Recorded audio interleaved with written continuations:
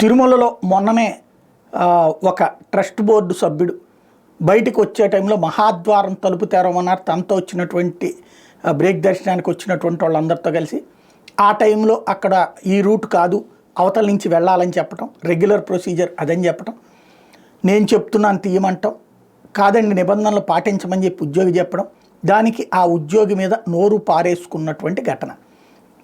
కర్ణాటకకు సంబంధించినటువంటి బోర్డు సభ్యుడు చేసినటువంటి అరుపులు, కేకలు, ఆ భాష అందరూ విన్నారు, అందరూ చూశారు, వీడియో కూడా తీశారు అక్కడ ఉన్నటువంటి ఇతర ఉద్యోగులు. అలాగే అతన్ని పక్కన పెట్టేసి అతను ఆ బోర్డు సభ్యుడు కోరుకున్నట్టుగా జరిగింది. దీని మీద తిరుమల తిరుపతి దేవస్థానం పాలక మండలి స్పందించట్లేదు, ఆ బోర్డు సభ్యుడు స్పందించట్లేదు, ప్రభుత్వం స్పందించట్లేదు.